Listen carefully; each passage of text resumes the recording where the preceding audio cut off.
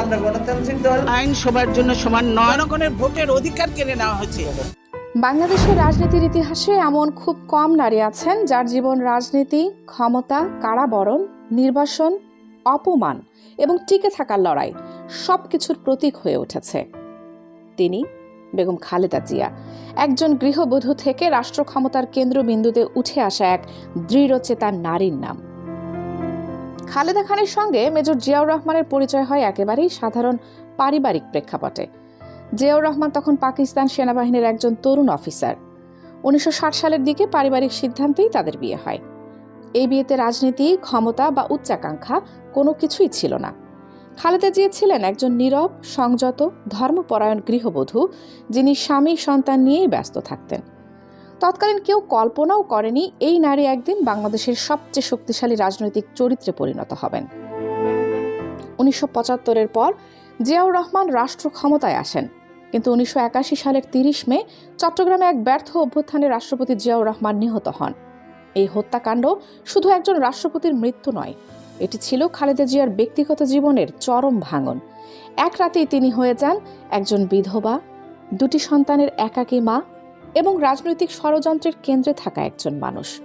এই সময় থেকেই তার চারপাশে বিএনপির নেতারা জড়ো হতে থাকেন। একাধিক পারিবারিক ও রাজনৈতিক সূত্রে জানা যায়, খালেদা জিয়া শুরুতে রাজনীতিতে আসতে চাননি, কিন্তু বিএনপি তখন নেতৃত্ব শূন্য। জিয়াউর রহমানের রেখে যাওয়া রাজনৈতিক দলকে সংগঠিত করার দায়িত্ব পড়ে তার উপর।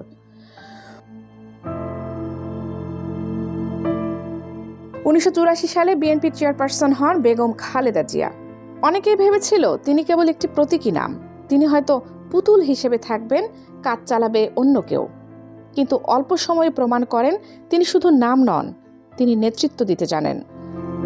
1991 সালের নির্বাচনে বিএনপি বিজয়ী হয়। খালেদা জিয়া হন বাংলাদেশের প্রথম নারী প্রধানমন্ত্রী। এই সময়ে তিনি সংসদীয় গণতন্ত্র পুনরায় প্রতিষ্ঠা করেন, রাষ্ট্রপতি শাসন থেকে সংসদীয় ব্যবস্থায় ফেরত আনেন, নারীর রাজনৈতিক অংশগ্রহণের নতুন দৃষ্টান্ত স্থাপন করেন। তিনি তখন হয়ে ওঠেন দক্ষিণ এশিয়ার অন্যতম প্রভাবশালী নারী নেত্রী। এরপর তিনি 1996 সালের নির্বাচনে জয়লাভ করেন। সে নির্বাচন প্রশ্নবিদ্ধ হওয়ায় তিনি অল্প কয়েকদিনের মধ্যেই ক্ষমতা ছেড়ে দেন। এরপর তিনি আবারও বাংলাদেশের প্রধানমন্ত্রী নির্বাচিত হন 2001 সালে। মেয়াদ পূর্ণ করে 2006 সালে তিনি ক্ষমতা ছাড়েন। খালেদা জিয়া ও শেখ হাসিনা, এই দুই নাম মানে বাংলাদেশের রাজনীতির সবচেয়ে দীর্ঘ ও তীব্র দ্বন্দ্ব। এই দ্বন্দ্ব ব্যক্তিগত নয়, বরং ক্ষমতা, আদর্শ ও উত্তরাধিকারের সংঘর্ষ। দুই পক্ষ একে অপরের বিরুদ্ধে দমন পীড়নের অভিযোগ করে এসেছে। গ্রেপ্তার, মামলা ও চর্চার অভিযোগ খালেদা জিয়ার সমর্থকদের দাবি, 2007 সালের পর থেকে তার বিরুদ্ধে একের পর এক মামলা দেওয়া হয় রাজনৈতিক উদ্দেশ্যে। তাকে দীর্ঘ সময় কারাবন্দী রাখা হয়, যেখানে পর্যাপ্ত চিকিৎসা পাননি বলে অভিযোগ ওঠে। 2010 সালে ঢাকার ক্যান্টনমেন্ট এলাকার জিয়া নিবাস থেকে খালেদা জিয়াকে উচ্ছেদ করা হয়। হাসিনা সরকারের এরকম ঘৃণ্য কাণ্ডে পুরো জাতি স্তব্ধ হয়ে গিয়েছিল। বেগম জিয়া সেদিন চোখের জল মুছে মহান আল্লাহ তাআলার কাছে বিচার দিয়েছিলেন। সেই বিচারেই হাসিনার এই অধঃপতন হয়েছে বলে অনেক বিশ্বাসীরা মনে করেন। দীর্ঘদিন ধরে খালেদা জিয়া গুরুতর অসুস্থতায় ভুগেছেন। কারাগার, মামলা, রাজনীতি, পুত্র হারানোর শোক, বড় পুত্রের বিরহ, সব মিলিয়ে তার জীবন শেষ দিকে হয়ে ওঠে নিঃসঙ্গ ও সীমাবদ্ধ। তবুও তিনি রাজনীতি থেকে সরে দাঁড়ানোর ঘোষণাও দেননি।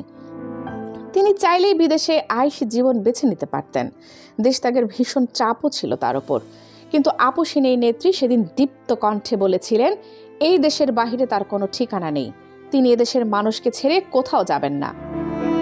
বেগম খালেদা জিয়া কারো কাছে স্বাধীনতার ঘোষকের স্ত্রী, কারো কাছে গণতন্ত্রের প্রতীক, কারো কাছে রাজনীতিক, কিন্তু ইতিহাসে তিনি থাকবেন একজন নারী হিসেবে, যিনি পুরুষতান্ত্রিক রাজনীতিতে নিজের জায়গা করে নিয়েছিলেন অদম্য দৃঢ়তায়।